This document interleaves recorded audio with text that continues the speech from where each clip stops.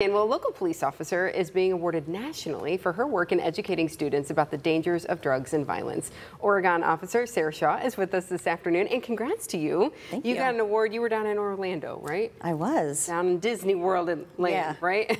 Yeah. So what is this award?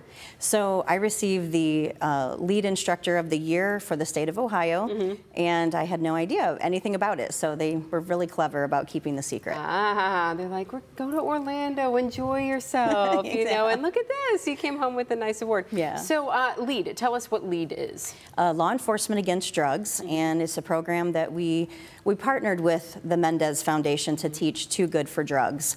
And it's just teaching kids how to grow up, really, and stay away from drugs and violence, and just to know some of those key things to keep them safe. So you've been an officer for a number of years already, right? Yes, and over 25. Over 25 years. And how long have you been teaching this program? This program I've been teaching for 3 years now. Okay, so what made you kind of make that shift and say, you know what, I want to go into schools and I want to teach these kids? Well, I did not think when you first get hired that you want to go into the schools. It's something very different. Yeah. But when I became a mom, it made a lot of sense. So I've been teaching in the schools for Oregon about 15 years now, and I just love it. I love being with the kids. They energize me just as much as maybe I feel like I'm energizing them. So through this program, which age range are we targeting? Are we focusing here? For me personally, I'm teaching 5th and 6th grade. And tell me why this particular age, because I think 5th and 6th grade, they're still so young, you know, like why do they need to know about drugs and violence and all this? But talk a little bit about why it's important to start talking to them at an early age. Cell phones. Cell phones, they have access to everything.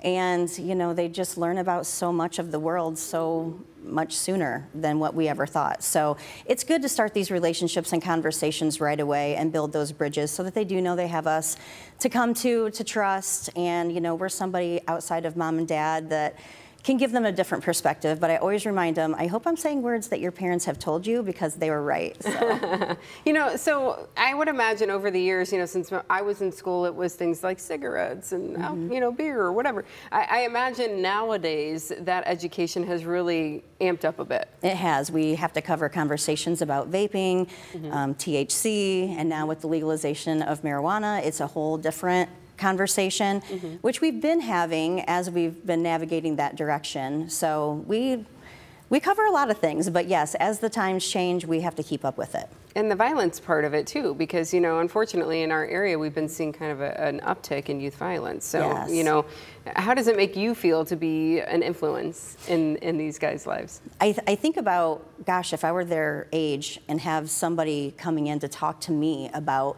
how to handle my emotions and what are some positive ways to get rid of this anger, frustration, sadness, I think, gosh, how different would my life have been? So I really am excited that we do speak to them at such a young age and get them thinking already healthy options to deal with it instead of acting out, you know, lashing out at other people. How was it when you know, a couple years after you've taught them and you see them and they're growing up and they're doing great things, you know, what does that mean to you? It's really amazing to watch them grow up. As I've mentioned, I've been there for a lot of years, so I've watched the whole way through to graduation, and many families still keep in touch with me often, and it's just amazing to watch them grow up and be good adults and making good choices. And, you know, sometimes we stumble, and that's okay too. Yeah.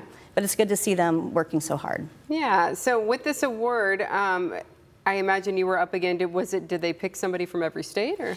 No, there was just kind of a handful of states that they chose from. I'm not sure. I was put in for this by a colleague, and so I had no idea.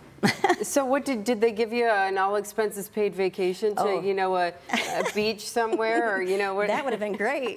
No, they just gave me all of this, right? Coming in to talk to you. Bragging rights. That's right. That's right. But it's still very cool. And I think that parents knowing that there's somebody else out there, you know, helping and rooting for their kids and helping to protect them too, because as you said, you know, these probably are things that your parents have said to you. Well, sometimes when it comes from mom and dad, it goes. Right, exactly. And we just want to reinforce what they're hopefully already hearing.